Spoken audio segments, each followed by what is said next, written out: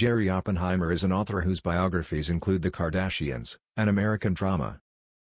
He is a frequent contributor to DailyMail.com. O.J. Simpson was a sex-crazed womanizer who bragged that he seduced his best friend Robert Kardashian's wife, Kris Jenner, in a jacuzzi and they were not alone. Simpson boasted about his alleged hot tub hookup with Kris in the swinging 1990s to Norman Pardo, an O.J. confidant who handled the Juice's business and other affairs as his manager for some 20 years. Pardo even went so far as to claim that Simpson gloated that because of the ample size of his manhood, the mother of Kim, Khloe, Kourtney and Robert had to be taken to a hospital in the wee hours, apparently to be checked for injury to her private parts.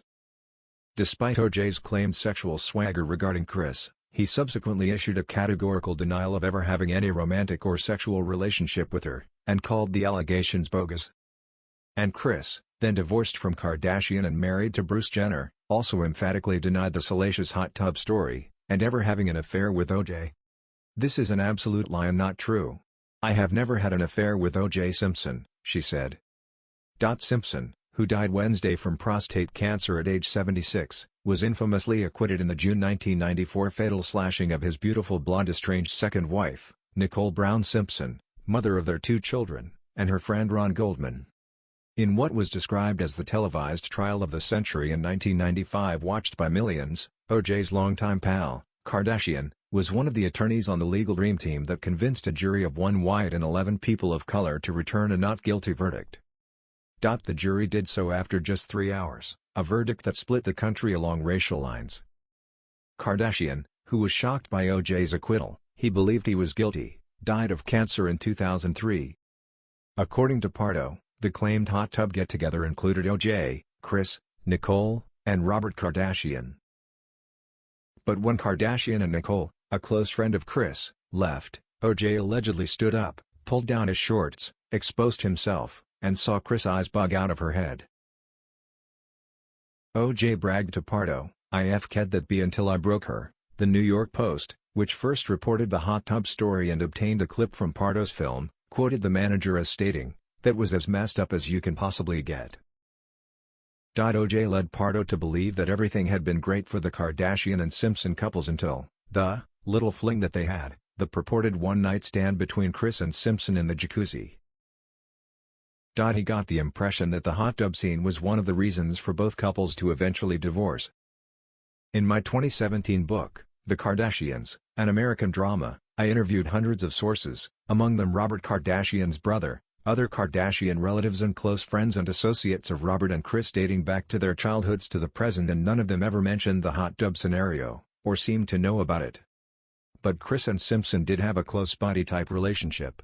She was intimately aware of the physical and emotional abuse Nicole suffered during her turbulent marriage to Simpson, and she knew of his obsessive womanizing.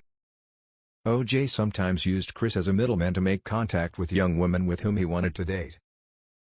O.J. would have Kris call a girl's telephone number and, if a parent answered, pretend to be a girlfriend and, for instance, ask to speak to Jennifer. Kris would make the call, and when Jennifer got on the line, O.J. would grab the phone.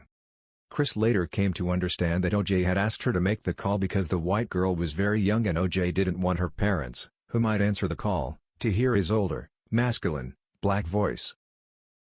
"I did think it was strange that O.J. was always calling these girls," Kris later said. "I mean, wasn't he married?" Like O.J., Kris herself played fast and loose with her marriage to Kardashian, according to sources I interviewed who knew both well. One of Robert Kardashian's close friends dating back to their high school days, multimillionaire businessman Larry Cranes, told me that Kardashian was very controlling with Kris beginning early in their marriage. He would give her self-help cassette tapes to make the high school graduate and ex-flight attendant smarter and more efficient as a wife. But Kris grew bored with his dominance, and chancy with her affairs. At one point, according to Cranes, Kris found a lover, and on one occasion Cranes and his housekeeper discovered the two of them in the lower level of his Beverly Hills mansion when they thought no one was at home. Kris would tell Robert, "I need to go out. I need to have fun," and she would go out and stay out really late, revealed Joni Migdal, another close friend of Robert's.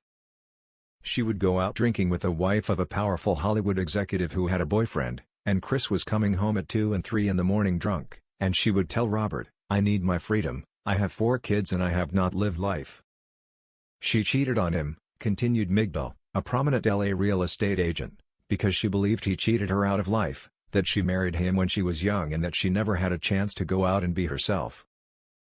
Kris was still a good mother to her kids. You can be a good mother and still have fun. You put the kids to bed, you have a nanny, and you go out. You just do it late at night.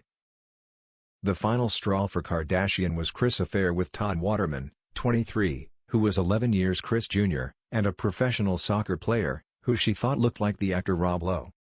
They met at a party, he followed her upstairs and kissed her. She thought what the FK and kissed him back, and soon they were having sex everywhere, Kris herself later acknowledged.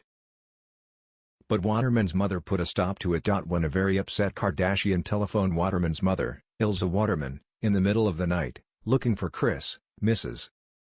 Waterman picked up and told him, "It's 2:30 in the morning, your wife is 36 and my son is 24.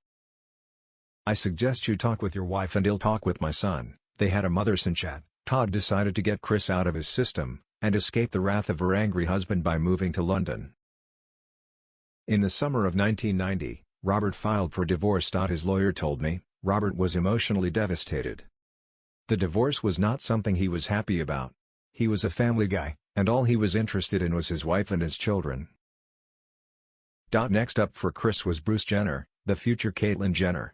They divorced in 2015, the year Jenner came out as a transgender woman.